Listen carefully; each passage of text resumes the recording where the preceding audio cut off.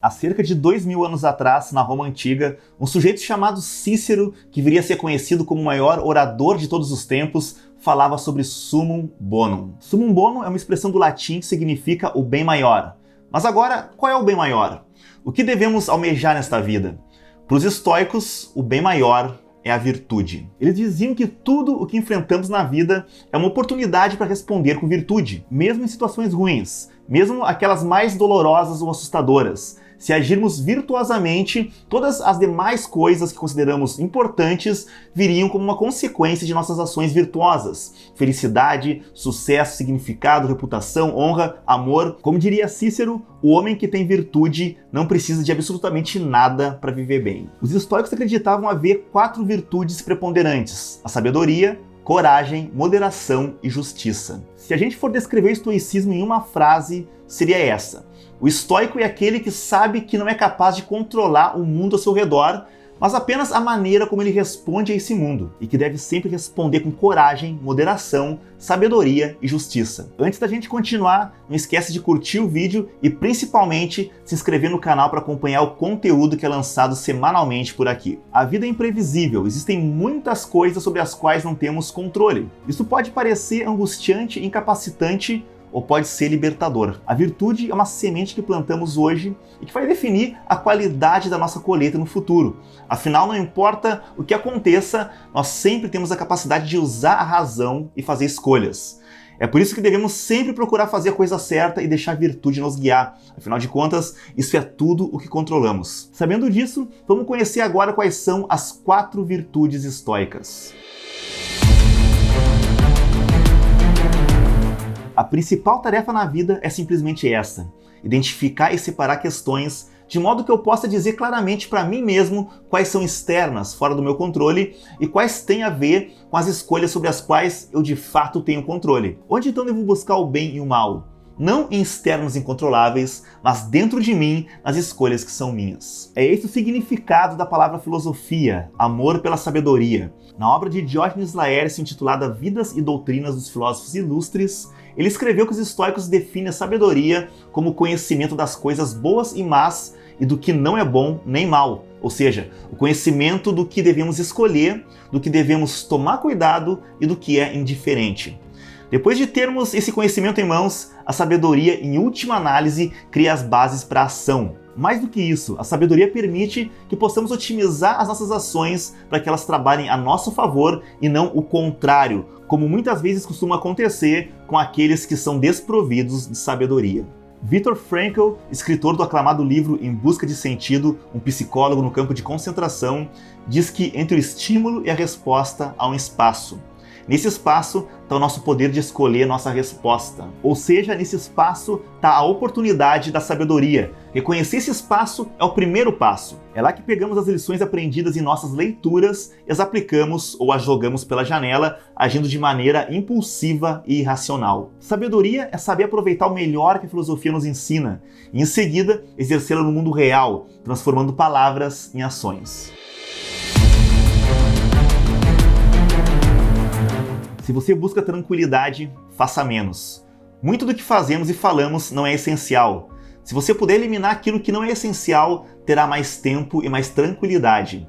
Pergunte-se a cada momento: isso é necessário? Aristóteles chamava isso de meio termo, o que explica que a virtude se encontra firmemente no meio, entre o excesso e a deficiência. Excessos e desejos são sinônimos de descontentamento e insatisfação. Eles são um impulso autodestrutivo. Epíteto dizia: controle o seu desejo, não coloque seu coração em tantas coisas e você obterá o que precisa. Já Sêneca nos provoca da seguinte forma: você pergunta qual é o limite adequado para a riqueza de uma pessoa?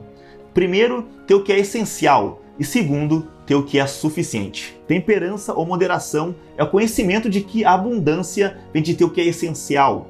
Os estoicos costumavam usar temperança como sinônimo de autocontrole. O autocontrole não apenas em relação aos bens materiais, mas autocontrole, harmonia e boa disciplina sempre no prazer ou na dor, na admiração ou no desprezo, no fracasso ou no triunfo. A moderação nos protege contra os extremos, não confiando na fugacidade do prazer para a felicidade, nem permitindo que a dor, a qual é tão efêmera quanto o prazer, seja capaz de destruir a nossa felicidade. Você não sabe que a vida é como uma campanha militar? Uma pessoa deve servir de guarda, outra no reconhecimento, outra na linha de frente. Assim é para nós. A vida de cada pessoa é uma espécie de batalha, e também longa e variada. Você deve vigiar como um soldado e fazer tudo o que é ordenado. Você foi colocado em um posto importante, não em algum lugar humilde e não por um curto período de tempo, mas para toda a vida. Certa vez perguntaram a Epíteto quais palavras ajudariam a pessoa a prosperar. 2 palavras devem ser memorizadas e obedecidas, disse ele: persistir e resistir. A coragem é o símbolo atemporal do estoicismo. O cavaleiro solitário lutando em uma guerra que ninguém espera vencer, mas mesmo assim lutando bravamente e com honra. É Marco Aurélio lutando para não ser corrompido pelo poder absoluto, para ser um bom homem mesmo em face da decadência de Roma. É Rutílio Rufo enfrentando falsas acusações em um processo injusto para, em última análise, ser uma força inspiradora de mudança contra a corrupção. São as últimas palavras de Sêneca para um tirano enlouquecido. Nero pode me matar, mas não pode me machucar. Cada luta, desde as mais nobres até aquelas mais triviais do cotidiano, exige uma enorme quantidade de coragem. Cada um desses grandes estoicos exigia resistir ao conforto do status quo e chegar ao seu próprio julgamento. É essa coragem estoica, coragem para enfrentar o infortúnio, coragem para enfrentar a morte se for preciso, coragem para se arriscar pelo bem de seus semelhantes, coragem para manter seus princípios, mesmo quando outros se safam ou são recompensados exatamente por desconsiderar os deles. Coragem para falar o que pensa com base na moderação e na sabedoria e insistir na verdade. Das 4 virtudes estoicas, Marco Aurélio dizia que a justiça é a mais importante. Para ele, era a fonte de todas as outras virtudes. Afinal, qual o valor da coragem se ela for usada apenas por interesse próprio? De que adianta a sabedoria se não for usada para o bem de todos? Para entender a virtude da justiça, devemos olhar para Cícero, que concordava com Marco Aurélio que a justiça é a glória culminante das virtudes. A gente começou esse vídeo com a expressão summum bonum de Cícero, mas mais que uma expressão, em seu tempo e ao longo da história, Cícero foi respeitado por viver essas palavras. John Adams disse que todas as eras do mundo não produziram um maior estadista e filósofo combinados do que Cícero.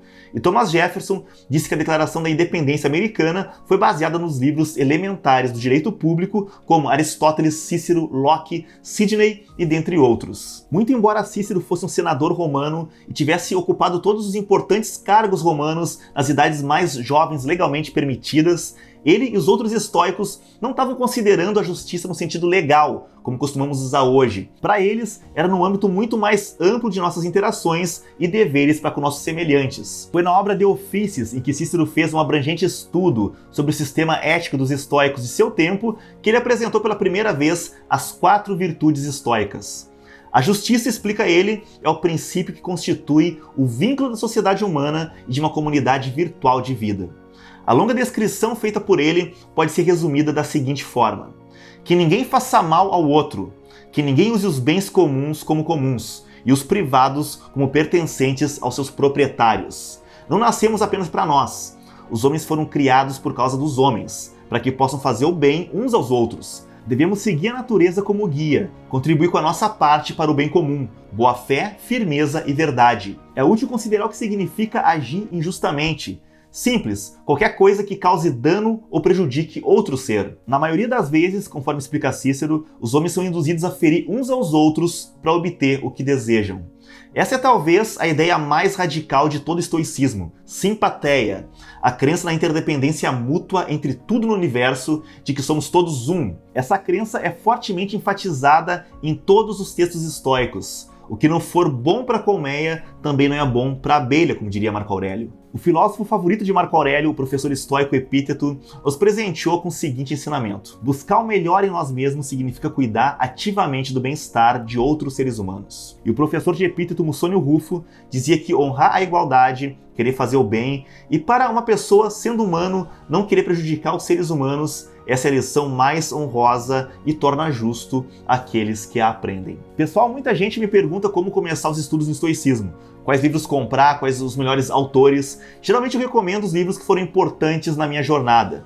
Mas eu percebi que faltava um material que realmente guiasse aqueles que querem começar a entender melhor o pensamento estoico. Por isso, nos últimos meses, eu me dediquei a uma pesquisa profunda sobre história, fundamentos, exercícios e o mais importante de tudo, sobre como implementar todo o pragmatismo e a riqueza de ideias do estoicismo no nosso dia a dia. O resultado de toda essa pesquisa está concentrado em Estoicismo, a Arte de Ser Inabalável, um livro digital que é a fonte de pesquisa ideal, não apenas para aqueles que querem aprender os fundamentos do estoicismo, mas também para quem quer aplicar esses ensinamentos de forma pragmática na sua vida e no seu cotidiano. Se tu quer ter acesso a esse conteúdo que, modéstia à parte, é uma das melhores fontes de estudo sobre estoicismo, é só clicar no link na descrição e começar os estudos agora mesmo. Se tu quer ter acesso a mais conteúdo sobre estoicismo todos os dias, então não deixa de clicar nos links aqui na descrição para acompanhar meu trabalho nas demais redes sociais. E também já aproveita e dá uma olhada nesse vídeo aqui do lado, que eu tenho certeza que vai agregar algo de positivo na tua jornada. Afinal de contas, conhecimento é poder.